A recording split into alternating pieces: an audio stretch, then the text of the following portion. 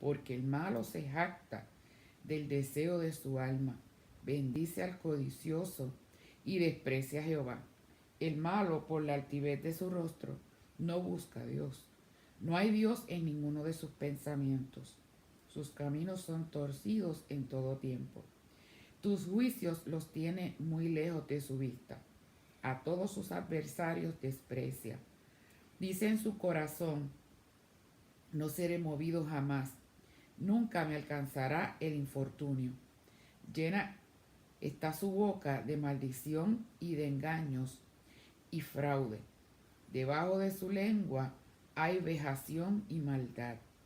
Se sientan acechos cerca de las aldeas. En escondrijos mata al inocente. Sus ojos están acechando al desvalido. Acechan oculto como el león desde su cueva. Acecha para arrebatar al pobre. Arrebata al pobre trayéndolo a su red. Se encoge, se agacha y caen en sus fuertes garras muchos desdichados. Amén, gloria al Señor. Dios bendiga también a nuestra hermana Sibel, nuestra hermana Yamilé, nuestro hermano José Ríos, que están con nosotros, que nos están escuchando. El Salmo número 10, según Charles Spurgeon, en su gran libro El Tesoro de David, nos dice, ¿verdad?, que él le pone como título El grito del oprimido, ¿verdad? Y se cree para algunos que es un complemento del Salmo número 9 que mi esposa estuvo hablando en estos días, ¿verdad? Un salmo victorioso que en medio de la tribulación él tiene una visión clara de lo que le esperaba al justo y de lo que también le esperaba al injusto. Y hay un contraste que hemos encontrado. Como dije, ya que el Salmo 9 se le conoce como el Salmo del vencedor, pero este Salmo número 10 vamos a ver que es el Salmo del oprimido.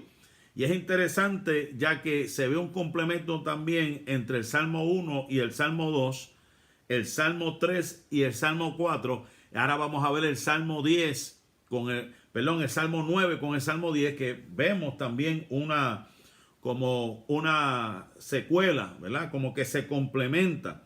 Y aquí estamos hablando de consolación, ¿verdad? Consolación tanto para la meditación como para la alabanza.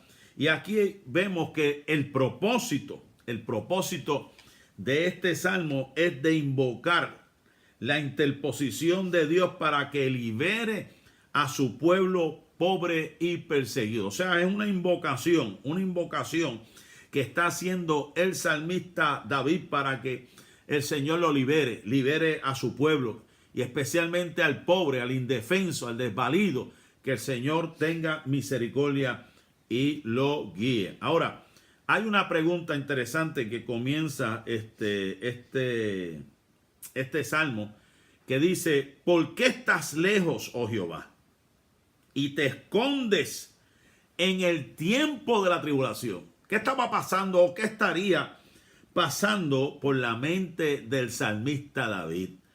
Ante los ojos de un hombre lloroso, entendemos que la presencia de Dios, y seguimos creyendo, la presencia de Dios es el gozo de su pueblo, pero la sospecha de su ausencia es su dolor desmedido. Y hemos visto a través de los escritos de hombres, ¿verdad?, que pasaron, no solamente David, momentos difíciles donde se sentían como que solos, donde como que se sentían que estaban batallando solos. Y uno de los grandes ejemplos que hemos hablado era el profeta Elías, que llegó un momento dado que se encerró en una cueva y deseó la muerte porque pensaba, esto se acabó para mí.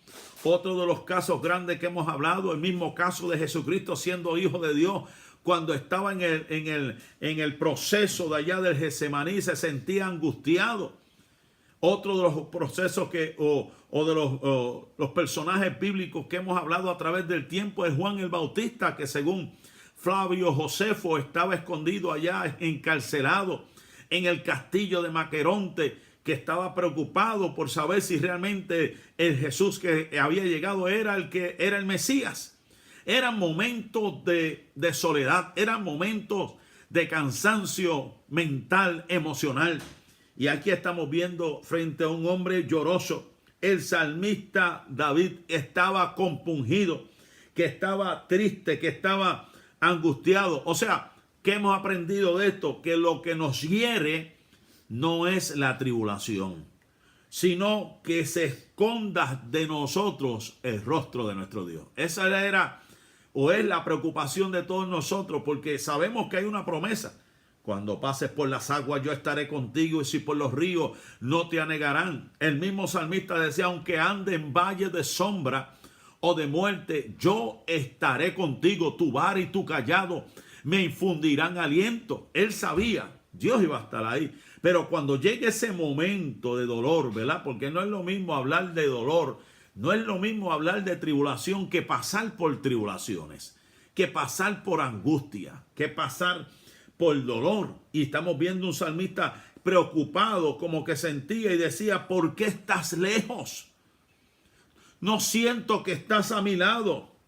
Y a eso nos recuerda el Salmo 112, cuando nos decía, no tendrás temor de malas noticias, su corazón está firme, confiado en Jehová, seguro está su corazón, no temerá. O sea, pues que su mente esté pasando tantos pensamientos como hombre, como humano. Por un lado, él sabía que Dios no lo iba a dejar, él sabía que Dios iba a estar con él, él sabía que la mano de Dios iba a estar ahí para protegerlo. Pero por otro lado, en su humanidad, puede ser que se sentía desolado, que se sentía angustiado.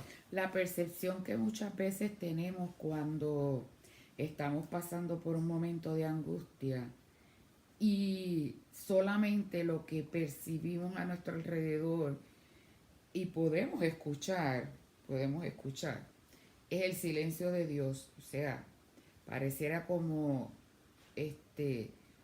si el Señor nos hubiese dejado, y por eso dice aquí, ¿verdad? ¿Por qué estás lejos? ¿Por qué estás lejos, oh Jehová? O sea, de la manera que él se sentía, era como si Dios lo hubiese abandonado. Que sabemos que realmente eso no era lo que estaba pasando, pero ese era el sentido de percepción que él tenía, porque había un silencio de Dios. Aunque más adelante vamos a ver, ¿verdad?, que Dios nunca lo dejó y siempre estuvo ahí. Y muchas veces nosotros nos sentimos de esa manera. Que aunque sabemos, como dice el himno, ¿verdad?, que cuando Él está en silencio es porque está trabajando, pero independientemente de eso, ese momento o ese sentimiento de soledad viene a nuestra vida donde pensamos que Dios está lejos, que se ha olvidado de nosotros. Uh-huh. ¿Qué nos dice el Salmo en el verso número 2? Con arrogancia el malo, escuche bien esto, ahora va a hablar acerca del malo, ¿verdad? Como dije, una lucha y un pensamiento entre el bien y el mal, el justo, los injustos. Dice, con arrogancia el malo persigue al pobre. Y dice, será atrapado en los artificios que ha ideado. O sea, el malo siempre piensa, tiene un plan para atacar al pobre, pero dice aquí, y eso se ha comprobado y se ha hablado, y vamos a ver ejemplos bíblicos donde aquel que ha planeado con esa mente maliciosa, maquiavélica, será atrapado en sus mismos artificios que ha deseado, que ha ideado. Por ejemplo, el caso de Amán, como hemos estado hablando, porque lo mencionamos en la sesión anterior, ¿verdad? En el salmo anterior, ya que también se ve el plan maquiavélico de los injustos, de los inicuos, de los pecadores, en contra de los justos. Pero aquí está hablando, el salmista él sabe que lo mismo que están tramando, ellos mismos caerán en sus propias trampas. Y por eso traemos el caso de Amán, que sabemos que él había tramado para destruir el pueblo de Dios. Él había tramado para ahorcar, para aniquilar, para matar a un hombre de Dios. Pero Dios, que conoce el corazón, Dios que sabe todas las cosas, hizo algo especial que terminó Amán ahorcado y Mardoqueo bendecido, ¿verdad? Los enemigos de Daniel, por ejemplo, que desearon y lo echaron en la fosa de los leones, pero dice la escritura que Dios mandó su ángel, le tapó la boca a esos leones Y es como vemos esos enemigos de esos Danieles en la vida. Sabemos que tarde o temprano, en vez de Daniel, Daniel te representa a ti, tus enemigos serán los que serán echados en el foso de los leones. Dice Charles Spurgeon que el orgullo es el embrión de la persecución. O sea, la persona altiva que lo tiene todo o que cree que lo tiene todo y desea tenerlo todo, comienza en su interior a pensar cómo conquistar, cómo dominar, cómo aplastar, cómo alcanzar todo, aún de los más desvalidos. Por eso es que vemos los ejemplos como Diocleciano, como Nerón, que eran personas que eran emperadores, que eran reyes, pero no se conformaban con lo que eran, sino que seguían oprimiendo al pueblo con su arrogancia, con su altivez, con su orgullo. ¿Qué nos dice el Salmo número 10, verso 3? Dice, porque el malo se jacta, escuche bien, habla también del malo, el malo se jacta del deseo de su alma, bendice al codicioso y desprecia a Jehová. Wow, el pensamiento del malo, del perverso. Presume su deseo de lo que debería ser su vergüenza. Hay un refrán que se habla de allá de Holanda, de los holandeses, y se tradujo en una versión más corta a nuestro español, ya que los holandeses tenían un refrán que decía, sé bien lo que el mundo halaga, quien mayor aprecio recibe es quien más bolsas lleva. Y el refrán popular que ellos decían era, menea la cola el can, no por ti, sino por el pan. Y eso se refiere a este proverbio holandés, ¿verdad?, acerca de los malos que desean y buscan ser halagados y buscan halagar a aquellos que piensan también como ellos, porque son los que llevan, como dice, son los que pueden controlar, son los que pueden dominar según ellos con el dinero. Menea la cola el can, no por ti, sino por el pan, que decían estos holandeses, jactándose en su deseo, en su alma, de adquirir, de dominar, de controlar, de aplastar aún al pobre y despreciando a Dios. Eso nos dice el verso número 3, que el malo se jacta de su deseo porque desea controlar, desea dominar, desea alcanzar lo que los demás tienen. ¿Qué nos decía el verso número 4?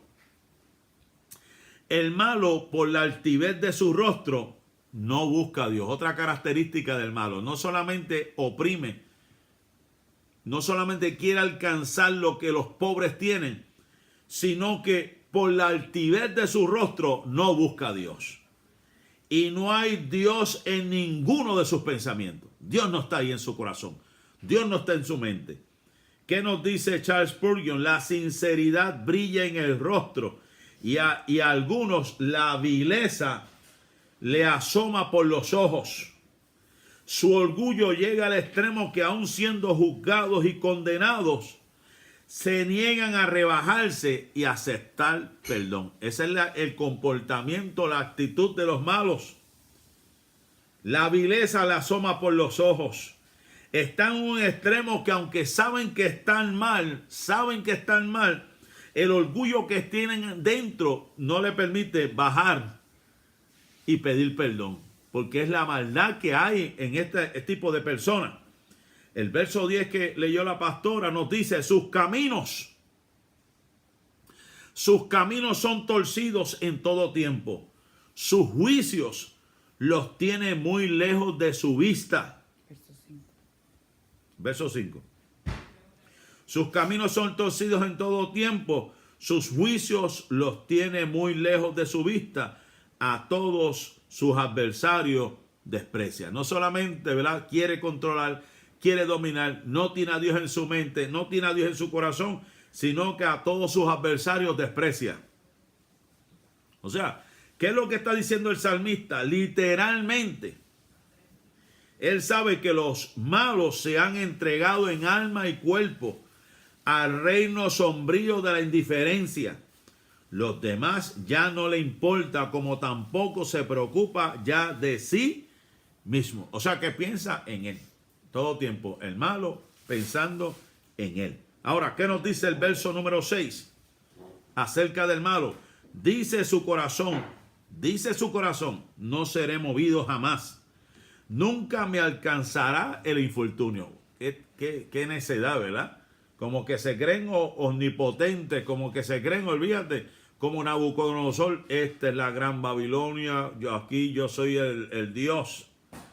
Quien se cree, mire cómo dice Spurgeon, y me encanta esta cita, cuando dice, quien se cree demasiado seguro está realmente seguro, pues las astancias no son contrafuertes y la confianza en uno mismo es baluarte fácilmente quebradizo. O sea, el que se crea seguro, el que dice estar seguro, nunca está realmente seguro. Los cristianos sabemos que nuestra confianza y nuestra seguridad está en Dios. Pero el que se pasa diciendo, no, yo tengo esto, tengo lo otro, lo que hay es, eso es prácticamente, en psicología, se nos habla acerca de los, se me fue la palabra, pero es un mecanismo de defensa que presentan, se proyectan como que están fuertes o dicen estar fuertes, pero en realidad no lo están. Están acobardados, están sufriendo por dentro porque desean tener, porque tienen miedo a perder. Desean tener lo de los demás, conquistar lo de los demás por si acaso caen, ¿verdad? De todo lo que han alcanzado. Una falsa seguridad, nos dice Spurgeon también, basada en falsos principios carnales, acaba siempre abriendo la puerta del alma a un ejército de engañosos, a un ejército de engaños y de lujuria. Wow, esto está tremendo. Una falsa seguridad basada en falsos principios carnales acaba siempre abriendo la puerta del alma a un ejército de engaños y de lujurias.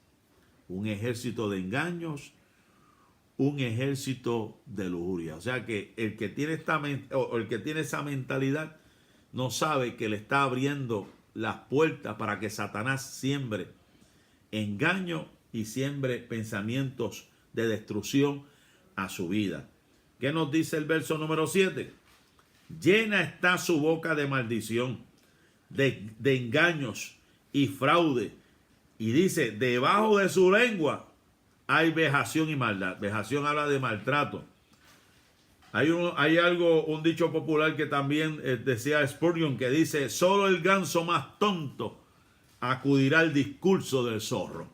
Solamente el ganso más tonto acudirá al discurso del zorro. ¿Por qué? Porque sabe que la persona sabe, si tú sabes que ya esa persona está maldiciendo, está cometiendo engaño, está cometiendo fraude, mira, lo lógico es, tú no te acerques a esa persona.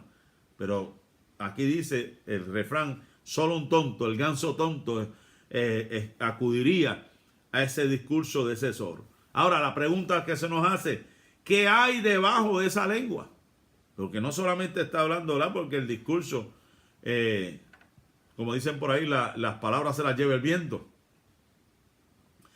Pero como dice este comentarista, en lo más profundo de su garganta habitan los embriones de palabras aún por nacer que verán en forma de malicia e iniquidad. O sea que los tiene todavía guardaditos aquí atrás en la garganta. Porque su mente está torcida, está llena de engaño, está llena de fraude y está fabricando palabras ya desde mucho tiempo que están por nacer. ¿Por qué? Porque ese es el pensamiento del inicuo.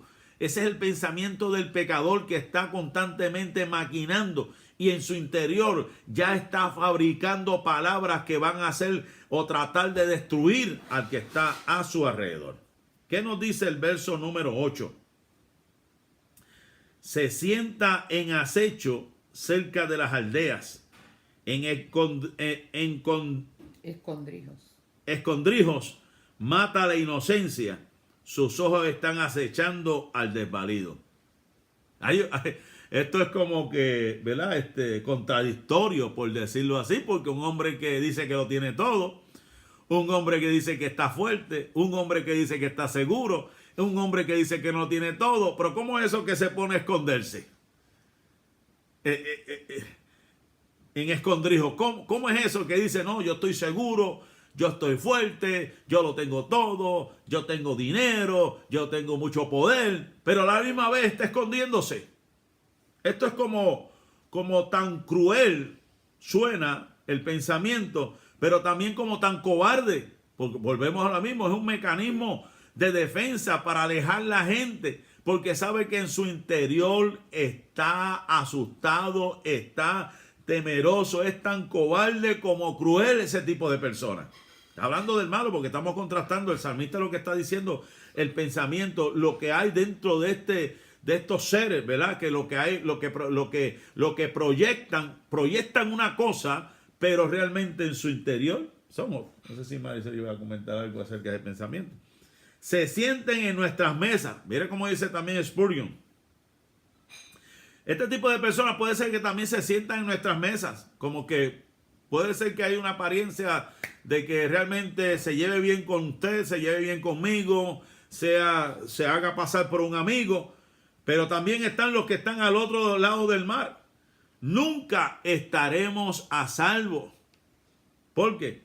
Porque siempre va a haber alguien que, aunque diga que es tu amigo, que es tu hermano, puede hacer que se le cuele un pensamiento nocivo que pueda hacerte daño. La única forma de estar a salvo es cuando estamos con el Señor, ¿verdad? Cuando estamos con el Señor es la única forma de estar a salvo en contra de todo ese tipo de pensamiento. Porque si le prestamos la mente, atención a ese tipo de pensamiento, tarde o temprano va a acaparar, tarde o temprano va a cautivar nuestro sentido. Por eso es que les recomendamos y siempre le hablamos a la gente, como dice el apóstol Pablo, en todo lo bueno pensar, en todo lo puro, en todo lo amable. Estar con personas que realmente edifiquen tu vida, no con personas que con su palabrería, con sus actitudes, como dice un refrán bien popular que hemos dicho por ahí, el que anda con cojos al año cojea. Hasta va a hablar como esa persona, va a caminar como esa persona, va a decir las cosas como esa persona. No podemos imitar ese tipo de personas. Tenemos que mantenernos imitando nuestro Señor Jesucristo. ¿Qué nos decía el verso número 9? No solamente, ¿verdad? En su garganta guardan esta palabrería, sino que acechan en oculto, como el león desde su cueva, acechan para arrebatar el pobre. Arrebata al pobre trayéndolo a su red. Él sabe que no puede entrar en el territorio tuyo, pero lo que hace, te busca para que vengas al territorio de él. Y ahí el comentarista nos habla del poder de los adinerados. Ellos no van a venir ante ti. Ellos van a hacer que vengas ante ellos. Aunque ellos pueden ser condenados por sus actitudes y comportamientos, pero difícilmente perjudicados. ¿Por qué? Porque tienen el poder del dinero, tienen la plata, tienen, según ellos, el control de todas las cosas. O sea que el problema más grande o el error más grande que podemos cometer es entrar a su área, a su territorio, a su área donde ellos lo dominan todo. Por eso es que tenemos que alejarnos de ese tipo de personas. ¿Por qué? Porque con sus influencias monetarias, con sus filosofías, con sus ideas, puede cautivar nuestros sentidos y enredarnos y montarnos, como dice por ahí, un rancho y ponernos en una isla de fantasía, de tal manera que nos cautive y destruya todo lo que hay dentro de nosotros. El verso número 10, ¿qué nos decía? Se encoge, se agacha y cae en sus fuertes garras muchos desdichados. Aquí el comentarista nos habla acerca del león y el lobo, que esas son las técnicas cuando van a atacar. Ellos se encogen, se echan así como para atrás, se echan así y después se impulsan. Y me encanta cuando Spurgeon dice, los que se agachan en aparente humildad hasta tocar nuestros pies están buscando tu caída. Esos que están como que retrocediendo, aguantándose ahí por tocar los pies, lo que están buscando es tu caída. Y nos dice el comentarista, cuidado con los aduladores. La amistad verdadera y la adulación son enemigos mortales. La amistad verdadera y la adulación son enemigos mortales. O sea, cuidado con aquel, como dicen los mexicanos, que te está haciendo la barba. Cuidado con aquel que te está todo el tiempo dando palabras lisonjeras. Cuidado con aquel que te está todo el tiempo alabando, que te está todo el tiempo. Cuidado. No estoy diciendo, ¿verdad?, que hay uno que otro que lo haga de corazón, ¿verdad? Lo haga sinceramente. Pero hay quienes buscan algo en cambio. Buscan por ahí, como que dice, te hacen la camita, duérmete nene, duérmete ya, que viene el lobo, ¿verdad? Y te comerás, como dice el cuco, ¿verdad? Como dicen estos cuentos allá que nos hacían en nuestros pueblos. Hay que tener mucho cuidado del que anda con mucha ondulación.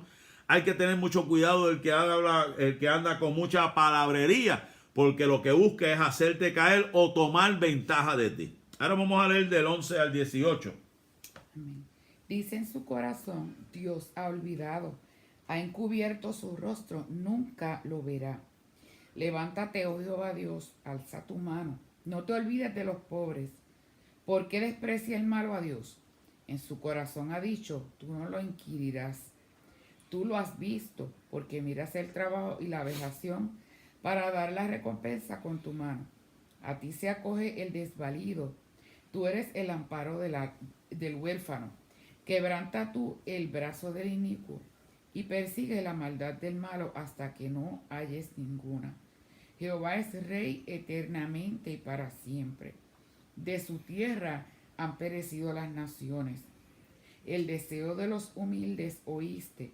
Oh Jehová, tú dispones su corazón y haces atento tu oído para juzgar al huérfano y al oprimido, a fin de que no vuelva más a hacer violencia el hombre de la tierra. Wow. ¿Cómo comienza este verso?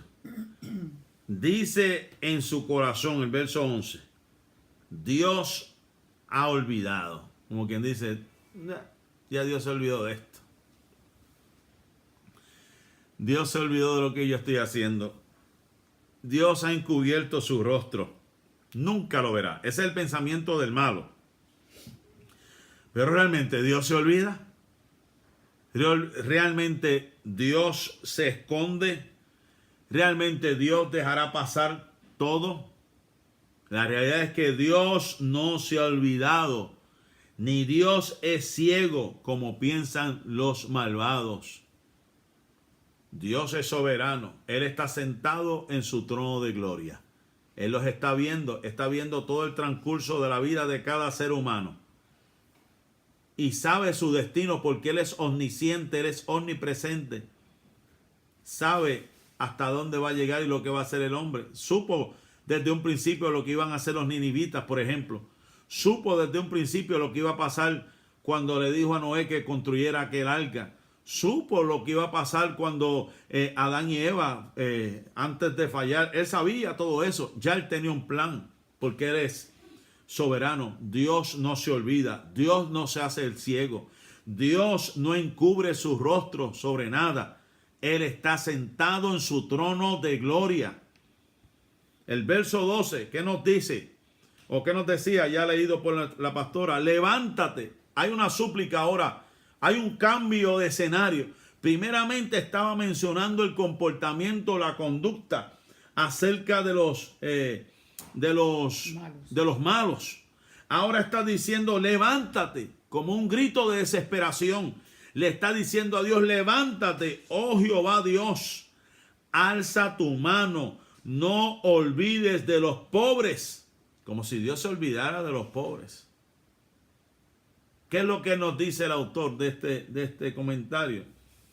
Que este verso es simplemente un grito incesante de la iglesia. Es el grito que hacemos continuamente, el gemir que hacemos continuamente, que Dios tenga misericordia de los pobres. Y por eso es que traemos a colación lo que Cristo dijo, los pobres en espíritu. O sea, no simplemente los pobres por cuestiones de comodidades, de cuestiones de economía. Está hablando de los pobres en espíritu.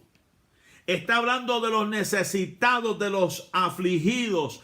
Es una intercesión en el espíritu. Le está diciendo, levántate de Dios. Ten misericordia de los pobres. No te olvides de los pobres. El verso número 13, ¿qué nos estaba diciendo? ¿Por qué desprecia el malo a Dios? ¿Por qué desprecia el malo a Dios? Y en su corazón ha dicho, tú no lo inquirirás. Hay un autor anónimo que hizo una analogía, una referencia también con preguntas retóricas como esta. Y él hacía la pregunta y decía, ¿quién lo consiente al malo? ¿Quién consiente a las personas? ¿Quién consiente para hacer esto y lo otro? Pues los malos. ¿Dónde las alberga? ¿Dónde alberga estos pensamientos? En el corazón. ¿Qué es lo que lo motiva a estos malos? Simplemente aquietar su conciencia. ¿Y con qué consecuencias prácticas hace esto? Simplemente para menospreciar a Dios. Y ahí es donde el autor nos dice, quien no cree en el infierno desconfía del cielo. Hay quienes no quieren creer, y si no creen que hay un infierno, pues tampoco creerán que hay un cielo. ¿Por qué desprecia el malo? El salmista se hacía la pregunta, ¿por qué desprecia el malo a Dios? Tiene su pensamiento en su interior diciendo, tú no lo inquirirás. O sea, no lo vas a buscar, no vas a pedir, no vas a acercarte al individuo. Ahora, el verso 14 es interesante. ¿Por qué? Porque nos dice, y está la contestación, tú lo has visto. Porque miras el trabajo y la vejación, o sea, el maltrato, para dar la recompensa con tu mano.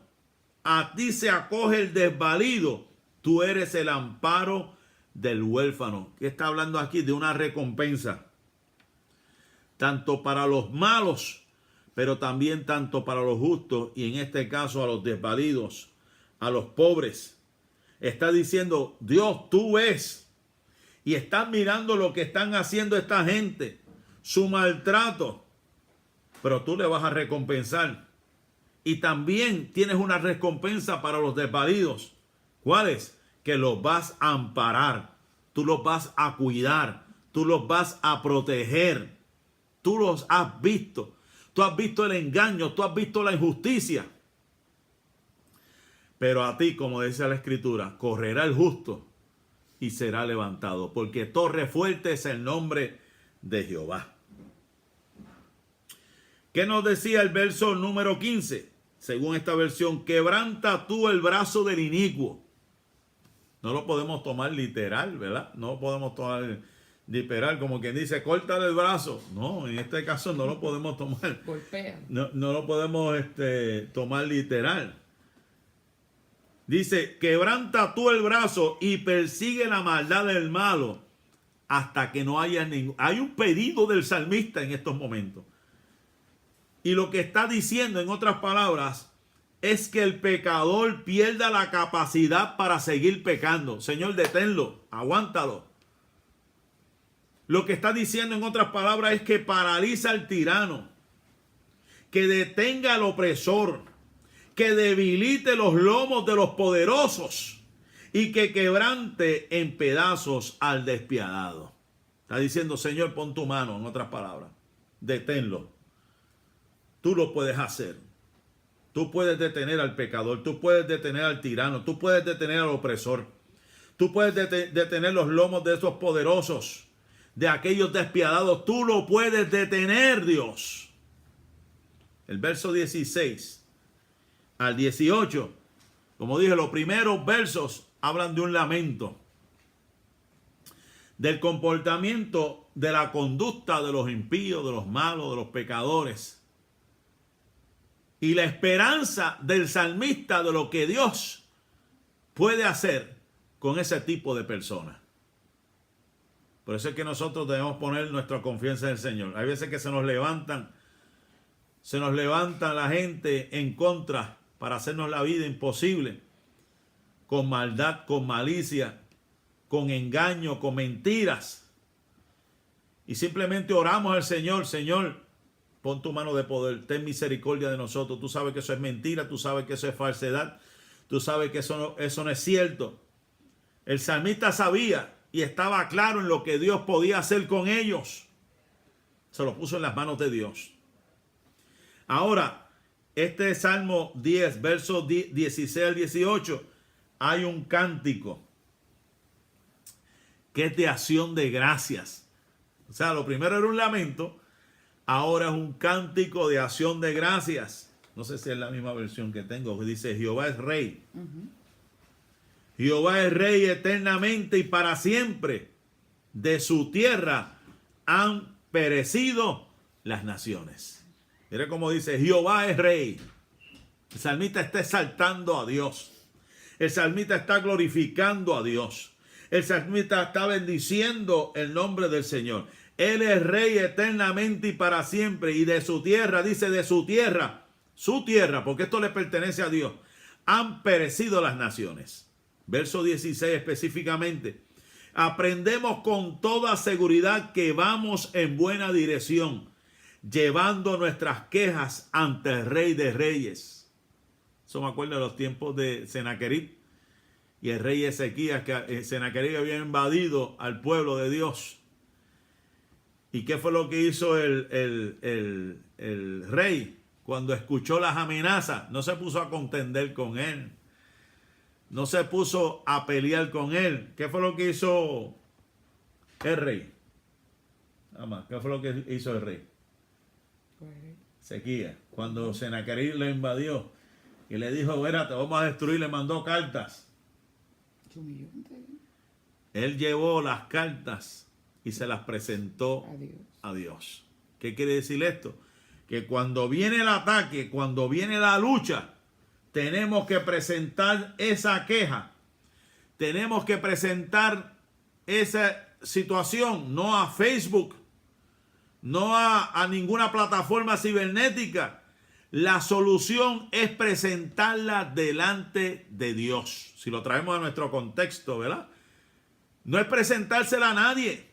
No decir: me está pasando esto. No. Primeramente, preséntasela a Dios. Jehová es el Rey eterno y para siempre. Él es el dueño.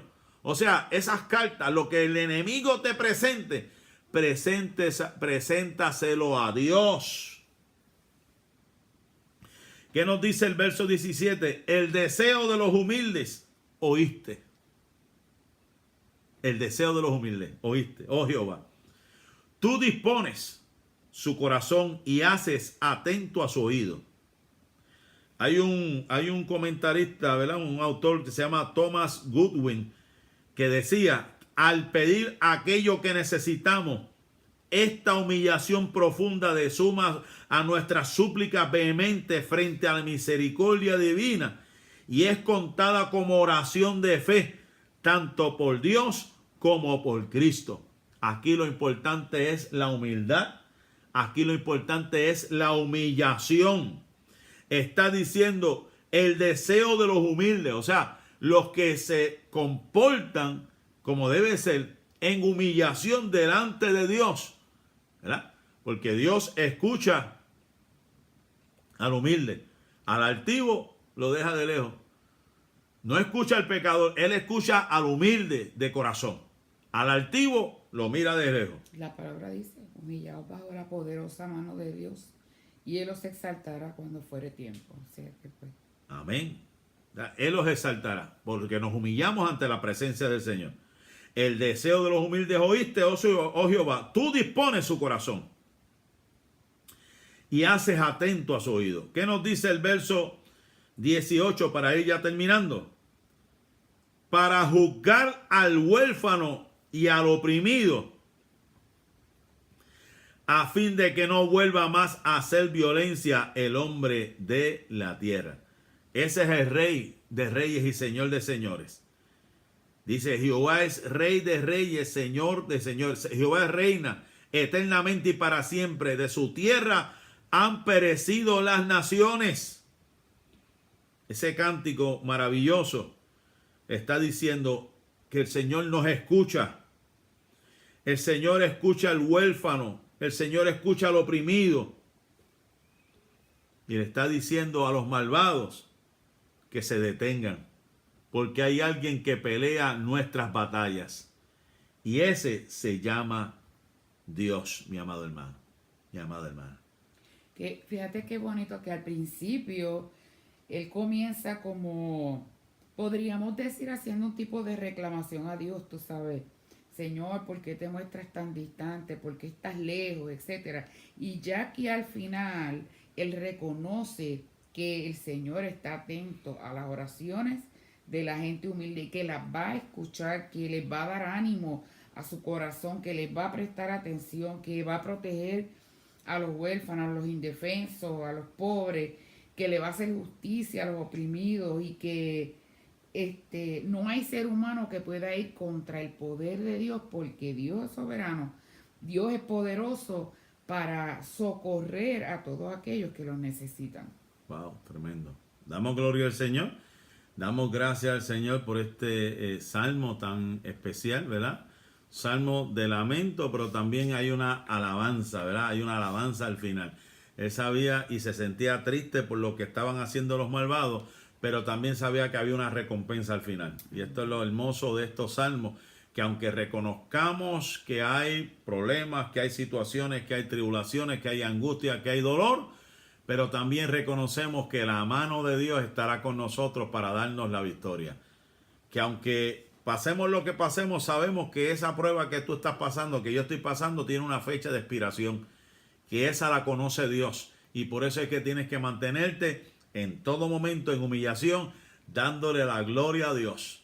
Independientemente de lo que esté pasando en estos momentos en tu vida, cree en el Señor y tú verás la gloria de Dios. Así que damos gracias al Señor. Damos gloria al Señor por esta bendición, a todos los que se conectaron. Al final también vimos a nuestra hermana Jessica. Dios le bendiga, Dios le guarde. Esperamos, gloria al Señor, que esto ha sido de edificación para su vida. Como le dije al principio, compartan, ¿verdad?, a través de las diferentes plataformas que ya estamos, como Anchor, como Spotify, como iPod Cast, como Pocket Cast. Y tenemos pues ya las plataformas que las vamos a estar poniendo en nuestra página para que usted lo pueda escuchar desde su dispositivo favorito, y a que otra persona que interese escuchar este salmo lo pueda escuchar, como también la clase de anoche que estuvimos dando en nuestro templo. Así que Dios le bendiga, Dios le guarde, y esperamos que pase un día maravilloso y bendecido con el Señor, en la presencia del Señor. Padre, gracias te damos, Señor, por tu amor, gracias te damos por tu bondad, por esta oportunidad que tú nos concediste de poder traer esta palabra a mis hermanos.